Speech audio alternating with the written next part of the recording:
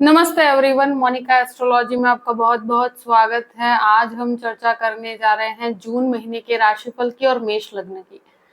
सबसे पहले शुरुआत करते हैं ग्रह गोचर से। मंगल जो है वो 1 जून को मेष राशि में प्रवेश करने जा रहे हैं। शुक्र 12 जून को मिथुन राशि में प्रवेश करेंगे। बुध जो है वो 14 जून को मिथुन राशि में प्रवेश करेंगे और सूर्य जो है वो 15 जून को मिथुन राशि के अंदर प्रवेश करने जा रहे हैं। इस प्रकार से ग्रह गोचर है। सबसे पहले शुरुआत करते हैं आपके लग्न से।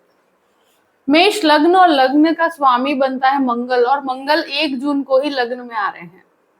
ये एक बहुत ही पॉजिटिव ट्रांजिट है, क्योंकि मंगल मेष राशि में सबसे कहते हैं ना कि स्वग्रही अवस्था में रहते हैं, और अब लग्न का स्वामी लग्न के अंदर है। ये बहुत ही पावरफुल पोजीशन है, और साथ साथ में शनि का दृष्टि संबंध ये टेक्निकल पर्सन्स को काफी मजबूत बनाता है। सबसे बड़ी चीज है कि डिसीजन मेकिंग काफी स्ट्रांग होगी। जो काम रुके हुए हैं वो संपन्न होंगे। यहाँ पर आप जो भी बड़े डिसीजंस नहीं ले पा रहे थे, तो अब ये निर्णय आप ले पाएंगे। काफी स्ट्रांग पर्सनैलिटी आपकी बाहर आएगी, और मुझे लगता है कि अब ये समय ऐसा है कि कहीं पर भी आपको जैसे ना निराशा में से एक आशा की तरफ आप जाएंगे, और 1 जून के बाद ही आपको रिजल्ट्स देखने को मिलेंगे। मुझे लगता है कि ये महीना बहुत ही पावरफुल स्टार्टिंग है। बहुत बड़े डिसीजंस के लिए ये महीना बेस्ट है। कोई बड़े इनिशिएटिव लेना चाहते हैं तो भी ये महीना बहुत बेस्ट रहेगा। द्वितीय भाव की बात करते हैं। द्वितीय भाव का स्वामी शुक्र है, और शुक्र जो है वो 12 तारीख तक वृषभ राशि के अंदर है, बाद में तृतीय स्थान में जाएंगे। गुरु यहाँ पर स्थित है। गुरु के साथ सूर्य की भी युति रहेगी, मतलब ऑलमोस्ट सारे ग्रह यहाँ पर स्थित रहेंगे इनिशियल पार्ट में, जहां तक 13-14 तारीख की बात है। तो यहाँ मैं एक चीज जरूर कहूंगी कि जब तक यहाँ बुध का प्लेसमेंट है 14 तारीख तक, तो डेफिनेटली फैमिली के पीछे कुछ एक्सपेंस हो सकता है। दूसरी चीज, किसी को भी उधार पैसे देने से आपको 14 तारीख तक बचना चाहिए। यहाँ पर सेविंग्स के अंदर आपको बहुत अच्छी बढ़ोतरी मिलेगी, मगर वो 13-14 तारीख के बाद का समय जो है वो और भी ज्यादा बेहतर रहेगा, जहां तक कहा जाए कि फाइनेंशियल आपके स्ट्रांग होने की बात है। यहाँ जो गुरु शुक्र सूर्य ये युति जो बनती है वो आपकी वाणी को काफी स्ट्रांग बनाती है। आपकी वाणी बहुत ही संयम में भी रहेगी, और स्ट्रांगली आप अपने आप को रिप्रेजेंट कर पाएंगे। जो भी लोग टीचिंग सेक्टर में हैं, जो भी लोग एक तरह से कहा जाए कि बहुत ही लीडरशिप की तरफ है, यहाँ एक तरह से कहा जाए कि फैमिली के अंदर भी आप चीजों को बहुत ज्यादा अच्छी तरह से लोगों को कन्वे कर पाएंगे अपनी बात को। तो मुझे लगता है कि यहाँ पर सेविंग्स में 13-14 तारीख के बाद बहुत अच्छी बढ़ोतरी होगी। तब तक आप किसी भी व्यक्ति को उधार पैसे देना, कहीं पर भी फैमिली के अंदर भी आपका एज अ रिस्पॉन्सिबिलिटी कुछ एक्सपेंस आपको उठाने पड़ सकते हैं, तो थोड़ा सा आपको कैलकुलेटिव होना होगा। बाकी उसके बाद का समय बहुत ही बेहतर है। आपकी सेविंग्स में काफी अच्छी बढ़ोतरी होगी। तृतीय स्थान की बात करते हैं। तृतीय जो है बुध बनकर पहले आपके 12th हाउस में, बाद में आपके तृतीय स्थान में स्वगृही अवस्था में आएंगे। यहाँ पर एक तरह से कहा जाए कि शुक्र सूर्य की युति बनेगी, और साथ में बुध भी यहाँ पर आएंगे। तो मुझे लगता है कि ये महीना बहुत ही अच्छा है इनिशिएटिव के लिए। और 14 तारीख के बाद की परिस्थितियां इनिशिएटिव के लिए, कम्युनिकेशन के लिए बहुत स्ट्रांग है। 14 तारीख के बाद की अवस्था के जिसमें मुझे लगता है कि बुध का प्लेसमेंट तृतीय स्थान में आता है, तो कम्युनिकेशन, एचआर, ये सब परिस्थितियों में जो भी कार्य करते हैं, जो आईटी इंजीनियर्स हैं, जो जर्नलिज्म में है, बहुत अच्छा है। कोई भी स्थान परिवर्तन है तो बहुत बेहतरी लेकर आएगा। यहाँ पर आपके लिए एक बहुत ही अच्छा समय कहूंगी। ब्रदर सिस्टर रिलेशनशिप में कहीं पर भी तनाव था तो वहां पर बेहतरी आएगी। नए कार्य की शुरुआत आप बहुत ही पावर पैक प्लानिंग के साथ कर पाएंगे। तो मुझे लगता है कि इस महीने का ज्यादा से ज्यादा उपयोग करना चाहिए। कोई भी प्रकार का ट्रांसफर है तो इस प्रकार की परिस्थितियां भी 14 के बाद बहुत ही फायदेमंद रहेगी। चतुर्थ भाव की बात करते हैं। चतुर्थ भाव का स्वामी चंद्रमा है और 1 जून से ही मंगल की दृष्टि यहां पर पड़ती है। प्रॉपर्टी लेने बेचने के लिए बहुत अच्छा समय है। जो प्रॉपर्टी से रुके हुए कार्य है इस महीने आपके संपन्न होंगे, बहुत ही पावरफुली संपन्न होंगे, डिसीजंस ले पाएंगे आप। मंगल की चतुर्थ दृष्टि की वजह से, भले ही वो नीचस्थ दृष्टि है, मगर डेफिनेटली प्रॉपर्टी से रिलेटेड जो भी डिसीजंस है आप ले पाएंगे। माता के स्वास्थ्य के अंदर भी किसी भी प्रकार का अगर तनाव चल रहा था या कहीं पर भी मदरलैंड की प्रॉपर्टी से रिलेटेड कोई इश्यूज आ रहे थे तो वो रिजॉल्व हो पाएंगे। यहाँ पर डेफिनेटली कहूंगी कि मंगल का ये नीचस्थ दृष्टि संबंध है, तो अपने गुस्से पर काफी कंट्रोल रखना होगा। कोई भी डिसीजन अग्रेशन में आके नहीं लेना है। पंचम भाव की बात करते हैं। पंचमेश जो है सूर्य बनकर 2nd हाउस में और फिर तृतीय स्थान में 15 तारीख के बाद। स्टूडेंट्स के लिए ये समय बहुत ही एक्स्ट्राऑर्डिनरी है। अगर आपका रिजल्ट है तो ये समय बहुत अच्छा है। द्वितीय स्थान में वाणी संबंधित कार्यों के लिए, टीचिंग सेक्टर वालों के लिए बहुत अच्छा है। जो भी लोग एक तरह से स्टूडेंट हैं और बहुत ही कहते हैं ना कि आईटी क्षेत्र में जाना चाहते हैं, मेडिकल क्षेत्र में जाना चाहते हैं, इंजीनियरिंग के अंदर जाना चाहते हैं, कोई भी एमबीए करना चाहते हैं, तो उन सभी स्टूडेंट्स के लिए बहुत अच्छा समय कहूंगी। और एक चीज जरूर है कि 15 तारीख के बाद आपका कहीं पर भी कॉलेज का बदलाव होना, कहीं पर सिलेक्शन होना, स्थान परिवर्तन होना, इस प्रकार की परिस्थितियां होंगी, मगर ये समय बहुत ही अच्छा रहेगा स्टूडेंट्स के लिए। यहाँ पर एक चीज जरूर है कि शेयर मार्केट के अंदर जो लोग भी इन्वेस्टमेंट करते हैं उनको भी फायदे कारक परिस्थिति रहेगी।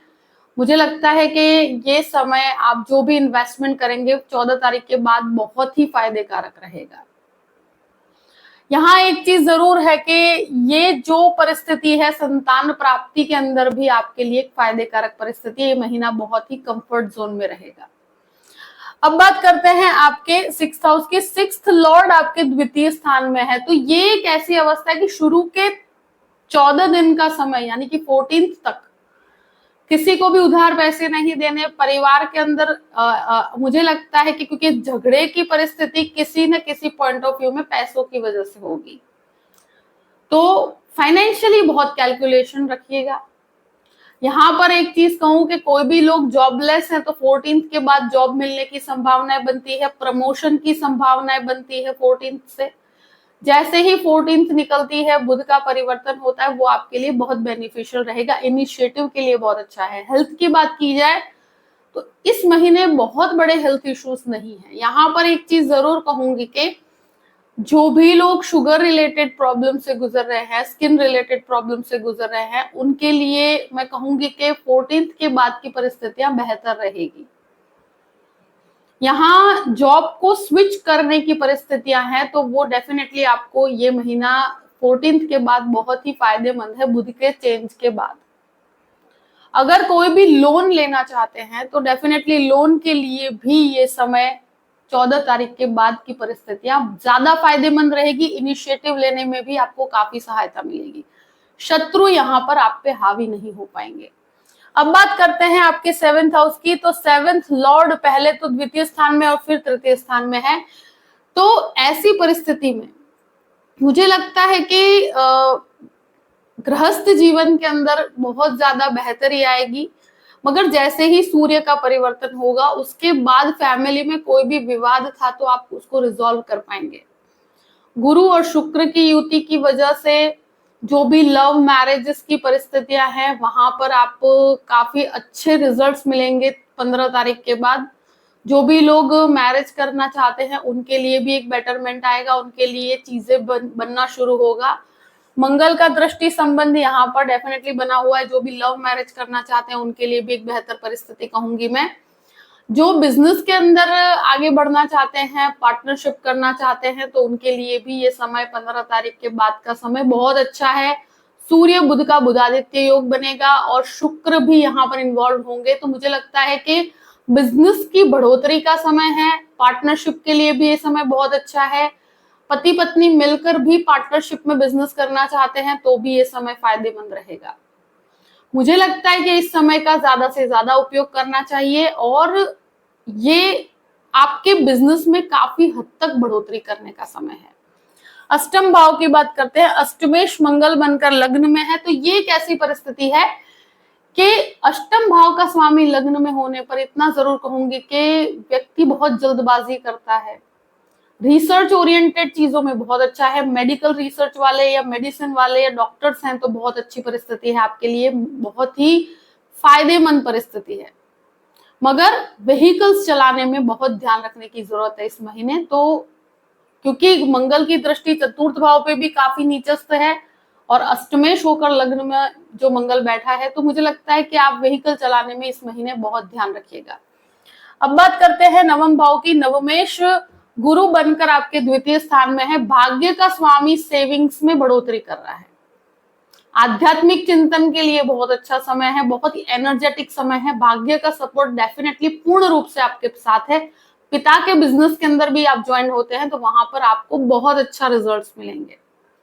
पिता से अगर किसी भी प्रकार की सलाह लेंगे तो उससे आपको काफी फायदा होगा। आध्यात्मिक चिंतन के लिए बहुत अच्छा समय है, आध्यात्मिक यात्राओं की बात की जाए तो भी ये समय बहुत फायदे कारक है। अब बात करते हैं आपके 10th हाउस की। 10th लॉर्ड जो है शनि बनकर 11वें स्थान में है, तो कर्म से पूर्ण रूप का लाभ है। ये महीना आपके कर्म से जुड़ा हुआ है, जो भी आप मेहनत करते हैं उसका रिजल्ट आपको बहुत पॉजिटिव मिलेगा। स्थान परिवर्तन चाहते हैं तो भी बेहतर रिजल्ट्स मिलेंगे। जो लोग प्रमोशन चाहते हैं, 15 तारीख के बाद की परिस्थितियां प्रमोशन ट्रांसफर्स के लिए बहुत अच्छी है।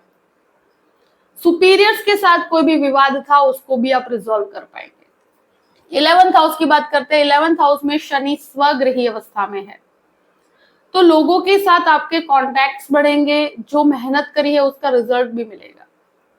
यहां पर डेफिनेटली कहूंगी कि यहाँ शनि कर्म प्रधान है, तो जो भी आप कर्म करते हैं उसका फल आपको डेफिनेटली प्राप्त होता हो मुझे दिख रहा है।